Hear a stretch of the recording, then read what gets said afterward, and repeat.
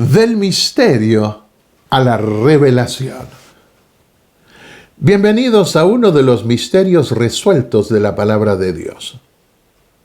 ¿Se vieron confrontados alguna vez a un misterio que desearon poder resolver? Hay muchas cosas en la Biblia que pueden resultarnos misteriosas por un tiempo, hasta que luego de estudiarlas descubrimos la verdad. Y a Dios le agrada cuando nos esforzamos por entender los misterios de su palabra. En una lección futura, veremos cuánto amaba el cielo a Daniel por su esmero en comprender los misterios que Dios le revelaba. Esta vez Dios desafió al rey de Babilonia con un misterio porque le dio una revelación que lo espantó y no se la explicó. Nabucodonosor quedó tan impresionado que no aceptó dilación en sus magos para que le revelasen el sueño y se lo explicasen. Pero a Daniel le dio más tiempo porque no le puso condiciones para revelarle el sueño ni darle su interpretación. Le habrá concedido el rey ese tiempo adicional por haberlo visto más inteligente y honesto que los demás cuando los examinó al cabo de 3 años de adiestramiento. Aquellos que, como Daniel, estudian la palabra de Dios y se consagran a Dios cada mañana, encontrarán a menudo que, en el momento menos esperado, son requeridos para testificar de su fe en medios jamás sospechados. Y aunque hoy pase desapercibido para muchos el remanente del Señor, el día llegará en que serán expuestos ante el mundo con un mensaje que ninguna otra iglesia tiene. Dios está esperando que su pueblo se prepare como se prepararon Daniel y sus compañeros mediante estudio diligente de las ciencias y de la palabra de Dios y por una comunión sincera y humilde ante Dios. Los jóvenes hebreos tuvieron fe y pidieron a Dios sabiduría. En su juventud, luego de ser nombrado rey, Salomón pidió también a Dios, por sobre toda otra cosa, sabiduría para dirigir y juzgar a su pueblo. Y Dios se la dio a tal punto que la historia bíblica lo muestra como el rey más sabio de Israel. Si le pedimos a Dios sabiduría, el mismo Dios de Salomón y de Daniel nos la dará también. Escribió el apóstol Santiago: si alguno de vosotros se ve falto de sabiduría, que la pida a Dios, el cual da a todos abundantemente y sin reproche, y le será dada.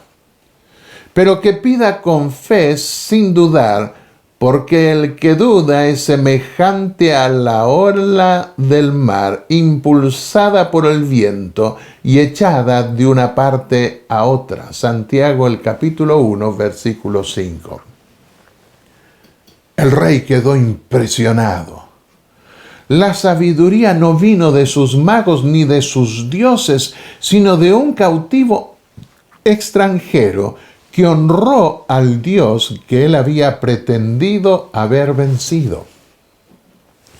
El Dios de Israel estaba revelándose a la superpotencia del mundo de aquellos días, como el único Dios que pone y quita reyes. Porque la estatua majestuosa que le reveló con diferentes metales y colores representaba a todos los reinos que se iban a levantar después del de Nabucodonosor hasta el fin del mundo. La estatua profética que vio Nabucodonosor es una de las profecías más conocidas entre los adventistas. La cabeza de oro representaba al reino de Babilonia. Pero el rey debía saber que su reino no iba a durar para siempre, por más fuerte que pudiera parecer en esos momentos. El reino sucesor iba a ser el reino de Media y Persia, representado por el pecho y los brazos de plata. Luego vendrían los griegos proyectados por el vientre de bronce, Seguidamente aparecería el férreo imperio romano con sus piernas de hierro. Las naciones europeas que surgieron del imperio romano fueron representadas por una mezcla de hierro y barro cocido en los pies. Y finalmente todos los imperios del mundo caerían cuando Dios los destruyese para imponer el suyo para siempre. Algunos se han preguntado por qué los cuadros ilustrativos de esta estatua ponen los muslos como formando parte del imperio romano, cuando Daniel es claro al referirlos como perteneciendo al imperio griego. La respuesta es sencilla. A diferencia de los griegos que hacían esculturas desnudas, en Israel Dios prohibió exhibir la desnudez. Esto lo vemos bien definidamente en Levítico 18. No descubrirás la desnudez de otros familiares. Por lo cual los cuadros de la estatua de las naciones cubren parte de los muslos con ropa de bronce. Y siendo que las piernas son de hierro, nadie puede decir desde qué parte del muslo comienzan a verse las piernas. Otros han interpretado que así como los dos brazos de plata representan a dos reinos unidos, Media y Persia, las dos piernas de hierro representan al Imperio Romano Oriental y Occidental juntos. Sin embargo, esa división provino más tarde, a partir del siglo IV, cuando el emperador Constantino dividió su reino entre sus hijos, dos de los cuales permanecieron por varios siglos. Y aunque la comparación parezca atrayente, tal vez convenga ver las piernas juntas como las pintan los cuadros ilustrativos y poner el énfasis en el Imperio Romano como tal, ya que no se sugiere un reino dividido en la interpretación de la visión. Además, los 10 dedos que forman las naciones europeas después están en ambas piernas. ¿Qué quiso representar Dios en los pies de hierro y barro cocido? Es evidente que en esa etapa nos encontramos en la historia del medioevo, cuando surgieron los 10 reinos europeos que se formaron a partir de las invasiones bárbaras al Imperio Romano. Esos reinos son los siguientes: los suevos, que dieron lugar a Portugal; los visigodos, a España; los anglosajones, a Inglaterra, Gran Bretaña; los francos a Francia; los burgundios a Suiza; los alamanes a Alemania; los lombardos a Austria y Eslovaquia, quienes más tarde se extendieron al norte de Italia.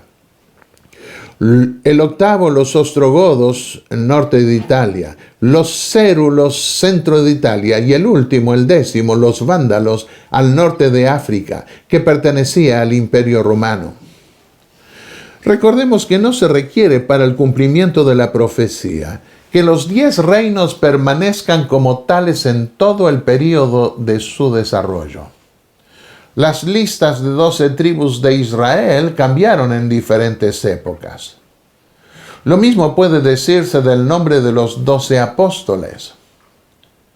El número 10 representa a todas las naciones europeas que en su primer momento estuvieron constituidas por 10 reinos.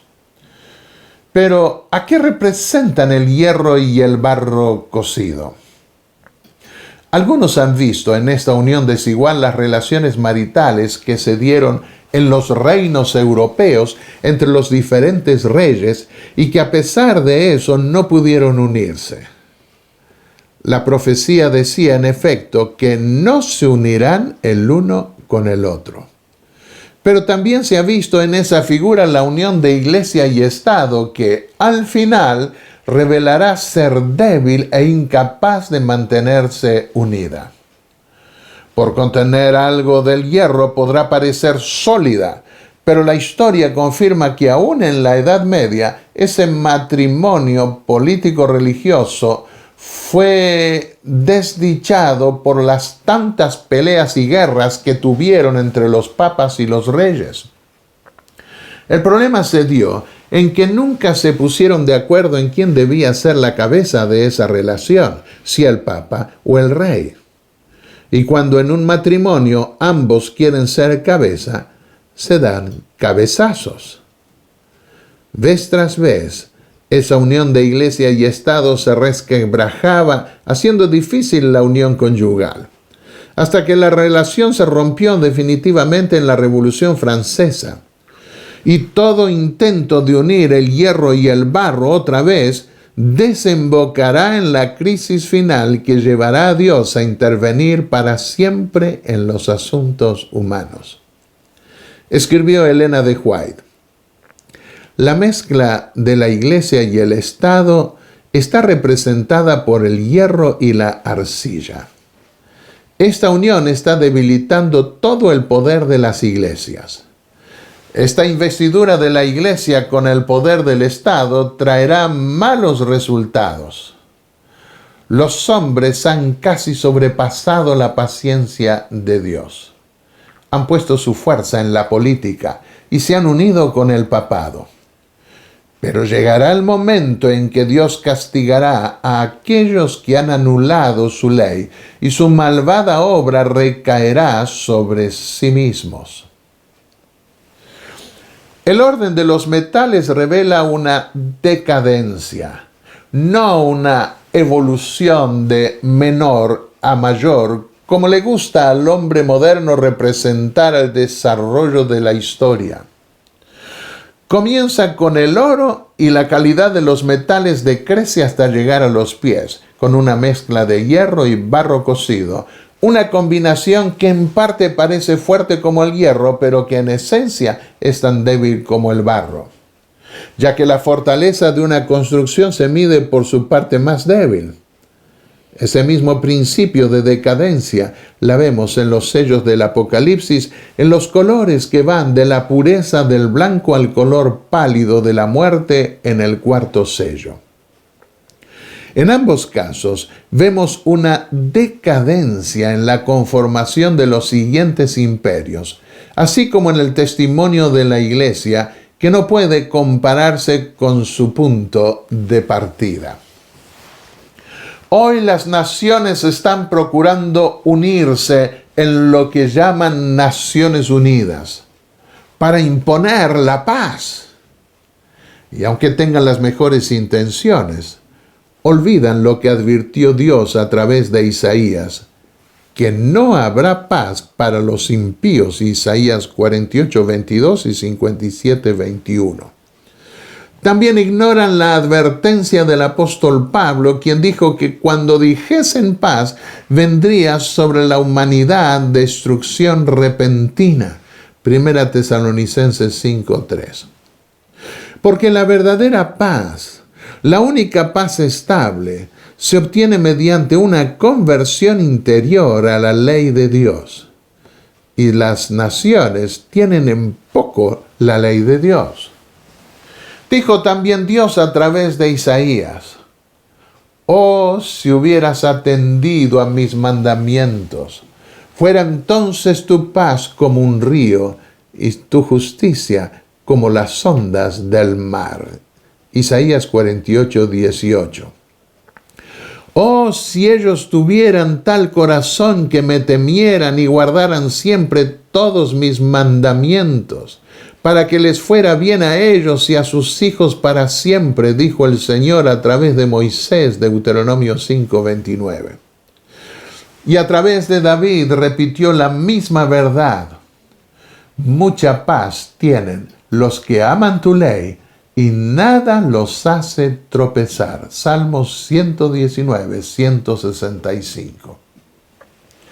También las religiones están intentando unirse en lo que llaman globalización, con el propósito de convertir al mundo. Pero tampoco se ve en ellas una disposición a guardar los 10 mandamientos tal cual Dios los prescribió. Por lo cual todos sus esfuerzos, bien intencionados según todo parece indicar, serán superficiales y fracasarán. En efecto, la visión de la estatua de las naciones nos muestra que las naciones de este mundo no se convertirán. Dios las destruirá y solo Él podrá establecer un reino de paz con todos los que en esta tierra aceptaron las leyes de su gobierno divino y la redención que gratuitamente les ofreció mediante su Hijo. El gobierno del cielo es un gobierno de amor, porque Dios es amor. Pero los gobiernos de la tierra se representan en Daniel 7 como fieras y monstruos salvajes, porque impera en ellos el principio del más fuerte que predomina en la selva. En la estatua de Daniel se proyectan esos mismos reinos como metálicos, también porque por regla general no predomina en ellos el amor divino. Dijo el apóstol Pablo en el capítulo del amor: si yo hablara lenguas humanas y angélicas, pero no tengo amor, he llegado a ser como metal que resuena o címbalo que retiña. 1 Corintios 13:1. Podrán unirse todas las naciones y procurar comprenderse en sus muchas lenguas diferentes y hasta pronunciar lindas palabras de amor, pero que carecen de la verdadera esencia del amor. A la postre se verá que esa voz humana se volverá tan metálica y fría como la estatua de las naciones. Jesús advirtió en efecto que antes de su venida para destruir el mundo y redimir a su pueblo, por haberse multiplicado la maldad, el amor de muchos se enfriará. Mateo 24:12. Concluyamos enfatizando que la figura de la estatua muestra que todos los imperios del mundo, por más firmes, sólidos y fuertes que puedan parecer en su momento, están apoyados sobre el basamento más pobre de toda la constitución metálica de la estatua, hierro mezclado con barro cocido. Por eso toda la estatua termina cayendo fácilmente ante la piedra que cae sobre los pies de esa estatua, su punto más débil. Y es que toda la herencia que puedan haber recibido las últimas naciones de los imperios anteriores no servirá de nada para cuando las naciones se enfrenten al Dios del cielo. Esas naciones serán destruidas para siempre, y Dios impondrá su reino eterno para morar con su pueblo por las edades sin fin de la eternidad. La Biblia termina diciendo en las palabras del apóstol Juan: amén, sí, ven Señor Jesús. La gracia del Señor Jesucristo sea con todos vosotros. Y yo digo otra vez, amén.